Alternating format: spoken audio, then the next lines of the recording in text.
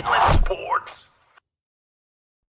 And now join us here on the Inland Sports Show. He's a former Centennial High School quarterback and a Super Bowl champion. We are talking with Tanner McKee. And Tanner, when I say that, Super Bowl champion, I'm sure it's probably sunk in by now, but man, just to hear that, is it still kind of unbelievable in some sense of it?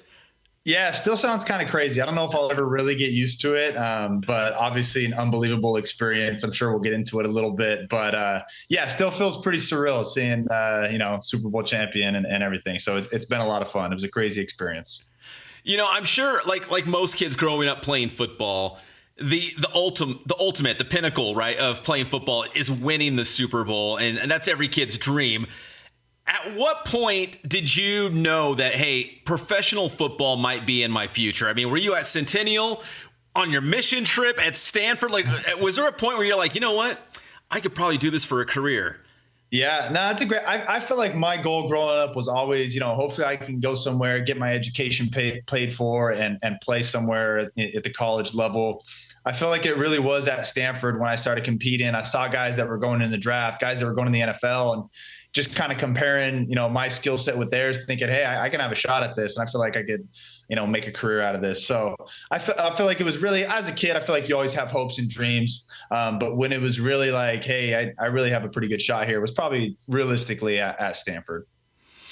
Tanner, I was looking at your stats. They're impeccable, man. I mean, I think it was like 4 touchdowns in the regular season, 0 interceptions. Your QB rating must be through the roof. But how exciting was it to get your first win as the starting quarterback of the Eagles at the end of the regular season?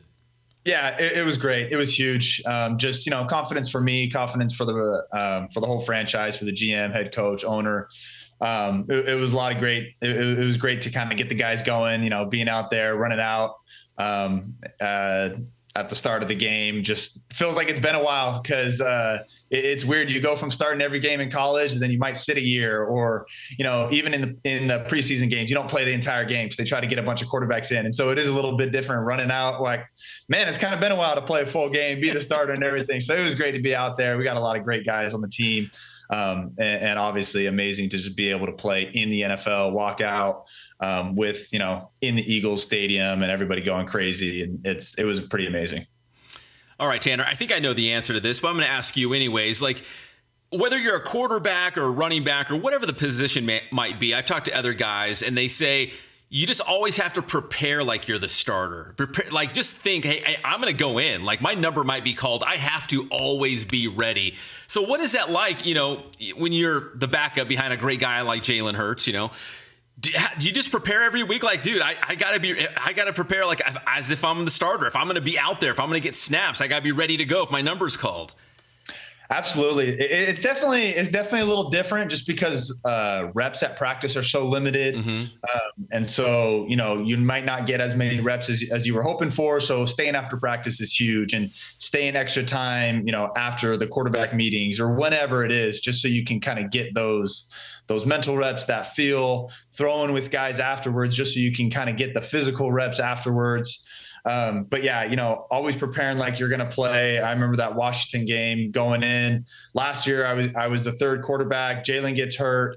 Kenny gets hurt coming out for a drive. I'm getting ready to go in. I didn't end up going in that game, but a lot of things can happen in the NFL. So I'll always prepare like you're going to be the starter. I feel like it's great, just having a routine. I feel like that's something that I've definitely learned in high school, taking on to college, and also in the NFL.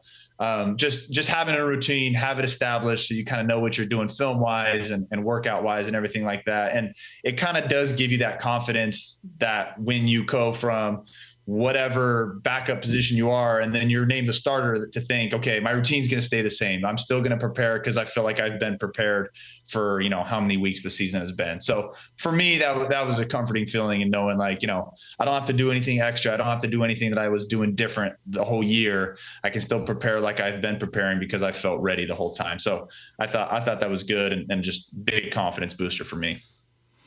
All right, Tanner, I always try to keep it professional, but I am a 49ers fan. I was very happy that you guys thumped Kansas City because I cannot stand the Chiefs.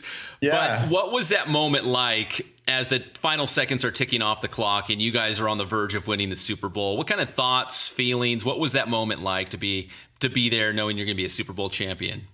Yeah, it was pretty crazy. I mean, one of the craziest moments running out onto the stadium, just in the Super Bowl was pretty surreal. I mean, at halftime, I can't remember what the score is, but we're up by probably 4 touchdowns. And I know guys are running around the locker room, yelling at each other like, hey, keep it here. Game's not over. We got a whole nother half.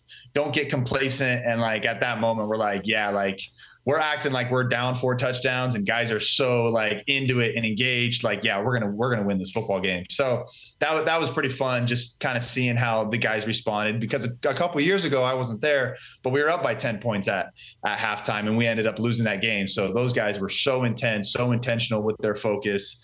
And obviously ultimately we're able to close out the second half, which was awesome for us. And then, yeah, just, as the time's ticking down, just pretty surreal, thinking, hey, we're gonna have the parade, we're gonna get the Super Bowl rings, we're gonna do all those things, just parties with family and the team, and we're gonna do throwing the champagne in the locker room afterwards. It's a lot of fun. So there's a lot that goes into it. It's fun just seeing how hard everyone's worked throughout the whole year, and to have it pay off like that is unbelievable. All right, Tanner. So this past Friday night, I saw Matt Logan, Centennial coach, obviously, and he's going to have an interview on this Inland Sports Show. So make sure you stick around for that a little bit later after Tanner. But but I have the utmost respect for Coach Logan. I just think he, the program he runs, the way he does it, the success he's been able to have against some of the private schools. What did you give me something that you learned at Centennial or under Matt Logan that is still applicable, that you still apply to the way you play quarterback at the NFL level? There's got to be some similarities or things that you continue to do. Yeah. I mean, there's a lot of things. Playing fast. We always say at Centennial, fast and physical. It's a little different to play physical at the quarterback position, but being able to play fast, go through reads, anticipate throws, that was so huge and such a point of emphasis of, the ball should be out before the receiver's head's around it. I feel like I got a little bit of praise sometimes at Stanford of like, oh, the anticipation throws are big. And I'm like, well, Coach Logan's been yelling at me from that since I was 14. So that's been great that I've been able to take. And I would say, honestly, just a work ethic.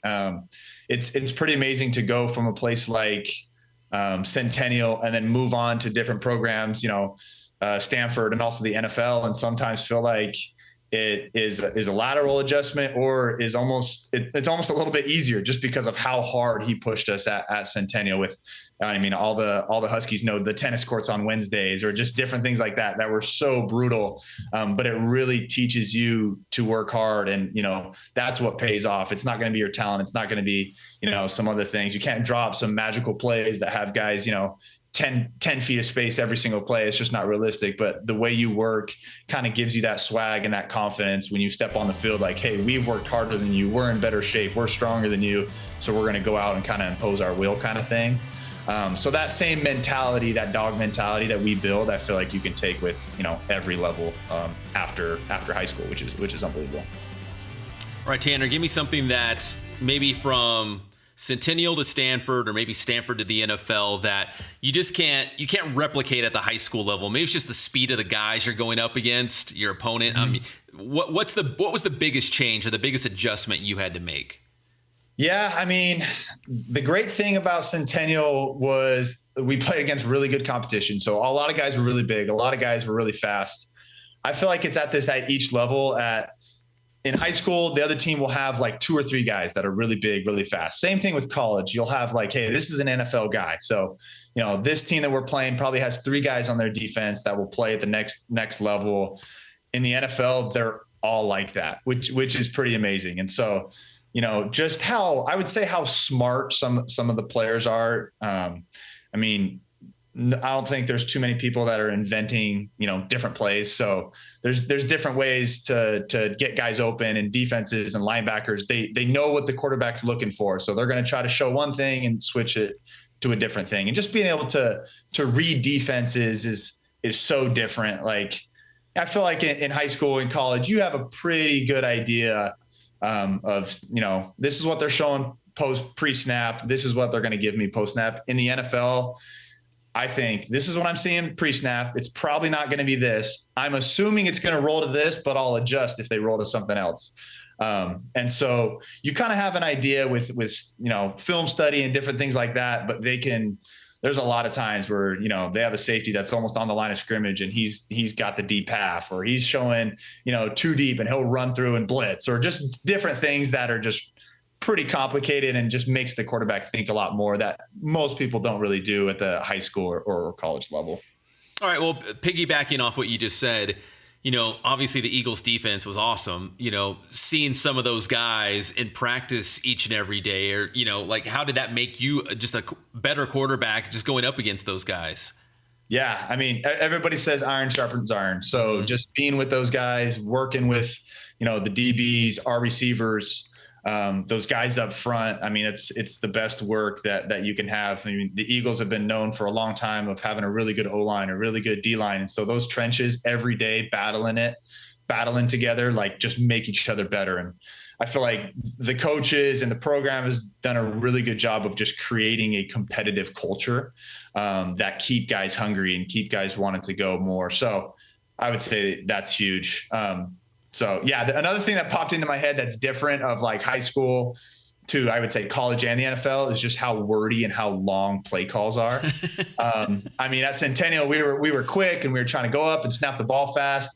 At Stanford, it's let's huddle. We're going to have these 17-word play calls and tell everybody what to do and have different motions and have kills. So that was a little bit different. But, as a quarterback, it's really fun to go up and have the mic point and kind of feel like you're in control. So it's just different. Like Peyton Manning pointing and yelling. Yeah, exactly. You're making checks. You're flipping the protection. You're getting guys on the right thing. So it's a lot of fun. It's a little bit more mentally straining, but it's a lot of fun. All right. So without giving away all your secrets, can you give us a play call? So I'll give you a college one. So ours could be like green right west nasty 96 power king Z around left kill Nomo 95 weak. So that's just a run to a run. So you don't even have to think any pass protections or anything. But yeah, no, there's definitely some wordy plays. Wow. It takes a lot of time just read. I mean, I remember getting the plays and just being able to read it and just, chunk the things into the right way that you want and having the protections in your mind. We're lucky at the Eagles. A lot of times we still have wristbands that we can read. And I feel like it makes it a little bit easier on the quarterback, but talking to different guys in the NFL and they're getting those play calls through the headset and then they have to spit out those long play calls. It's tough. So yeah, it's fun. It's great. Wow. Tanner, do you have a Super Bowl ring yet, or have they come in, or where are you at on that? So we head back on Saturday for OTAs, and I think at the end of OTAs is when we'll get them. So hopefully in a month and a half or so, we'll have them. Hopefully next time I come back to Southern California in about 6 or 7 weeks, we'll have a Super Bowl ring. So it'll be a lot of fun. Have you thought what you might do with it? Is it going to be on display? You give it to your dad? You're going to wear it all around Corona? Yeah, I'm not sure yet. We haven't bought it like a house in Philly yet. We have like a little apartment that we love that's next to the facilities. So I don't know if it's going to stay there. I don't know if it's going to be at my parents' house. We'll figure it out. Well, Tanner, listen, man, congrats on the Super Bowl. Obviously, that's the biggest thing you could do in the sport of football, and to achieve that and being one of our Centennial guys, man, super happy for you, super happy for the Eagles, and we appreciate you spending a couple minutes here on the Inland Sports Show with us. Absolutely. Thank you so much for having me. Appreciate it. All right, that's Eagles quarterback Tanner McKee from Centennial High School here on the Inland Sports Show.